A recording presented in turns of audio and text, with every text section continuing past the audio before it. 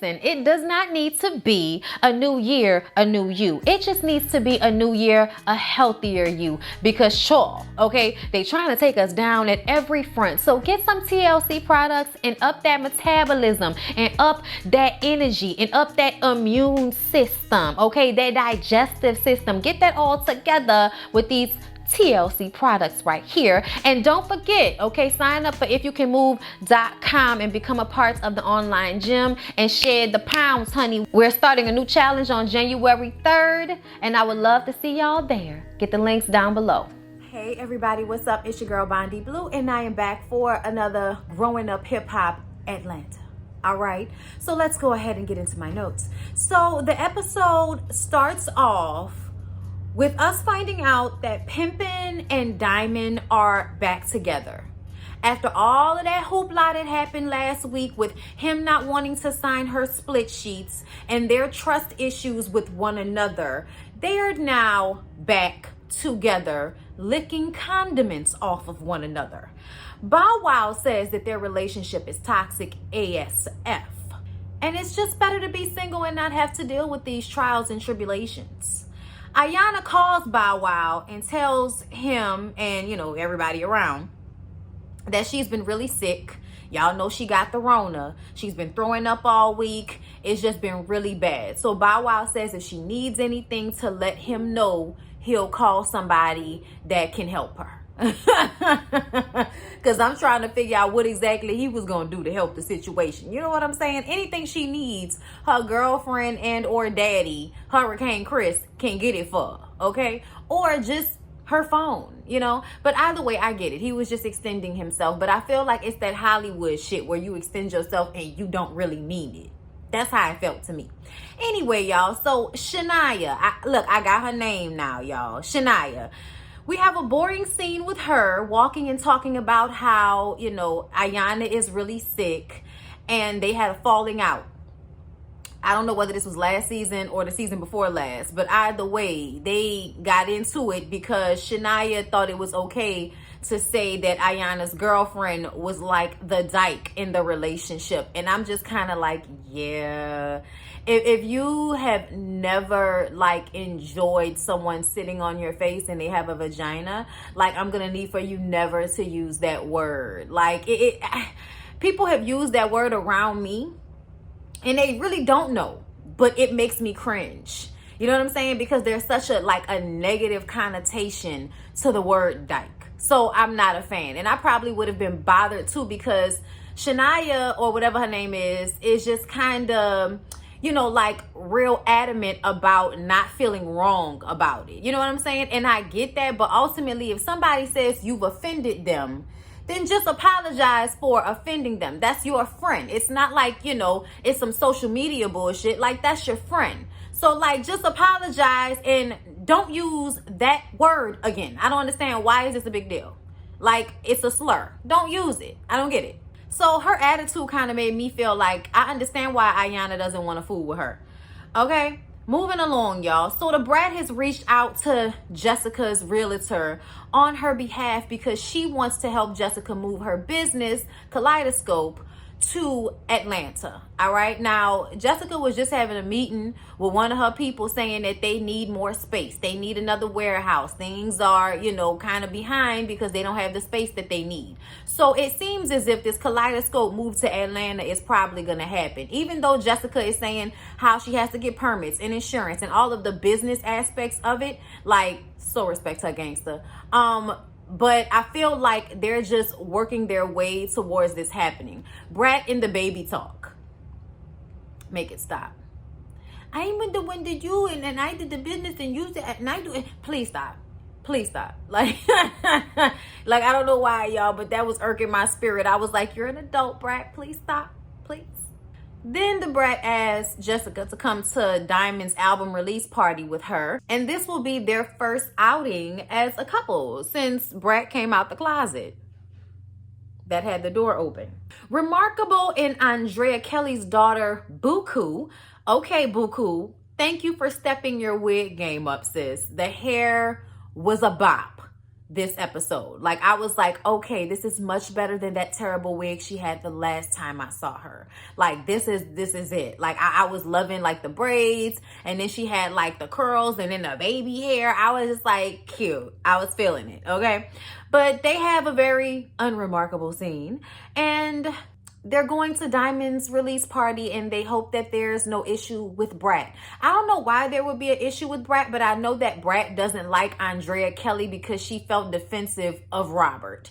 And I just kind of was like, so what is the issue with Robert's daughter? Like, I missed that. I know why Remarkable has issue with Brat, because she thinks she was owed something because her dad was Eazy-E and she has, you know, his facial features. So then we see Deb in a witness protection wig, and she gets a call from Lily, okay? Lily says that she doesn't want to let this whole Deb being a Trump supporter thing ruin their relationship. And really what this means is Lily still needs Deb and feels that it's best not to completely cut that relationship off, because there might still be something to benefit from it. Like having Deb help her son, who is 29, just got out of prison and wants to rap. And Lily feels like music, you know, saved her life. It will save his life.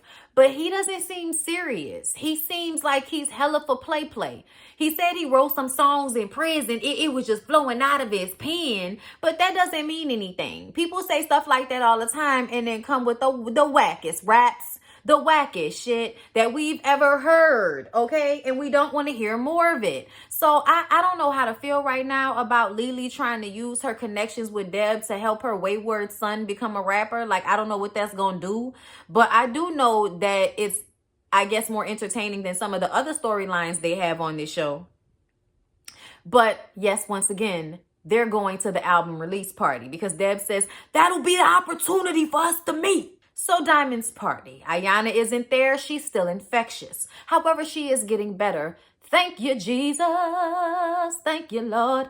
Okay, so at Diamond's party, everybody, you know, comes in, does the red carpet, has their mask. You know, I'm sure they're following the protocol. And there are also donuts. Apparently, Diamond went in on like a donut business. I was just like, I am very intrigued by the entrepreneurial spirit that this young lady has. Get your paper, young woman, get your paper. Okay. Buku explains to us that this album release party, because we were wondering where the album was, but apparently this is to aid in her transition to a digital platform. And I was just like, so does that mean that the album isn't on a digital platform as of yet? Let's check and see. Okay, so that was a whirlwind. Okay, so first of all, when you search Diamond, there are a lot of Diamonds on Apple Music and on Tidal.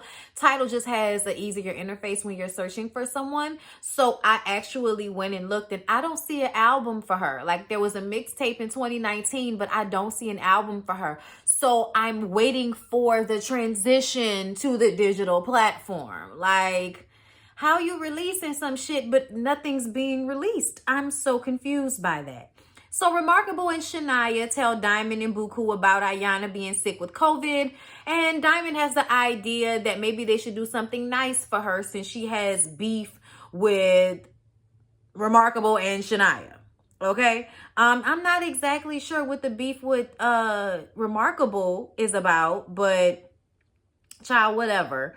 Okay, Brat and Jessica get to the party, big booties everywhere, and then Bao gets there. You know, we need some shots. Like, he's just always way too excited to be in a party setting. Like, how many times have you done this? Are you not bored yet? I'm just saying. So as Bow Wow is talking about impregnating somebody's daughter that he doesn't know, he's also asking Shania where the rest of her outfit is. Like, I really would like for you men to stop compartmentalizing women so that you can treat some like shit while holding others to some unrealistic expectation of non-sexualized behavior, or even non-sexualized, like self-expression for that matter. Like, it's just very annoying. Remarkable goes over to Brad to see if they can have a conversation about, you know, their beef.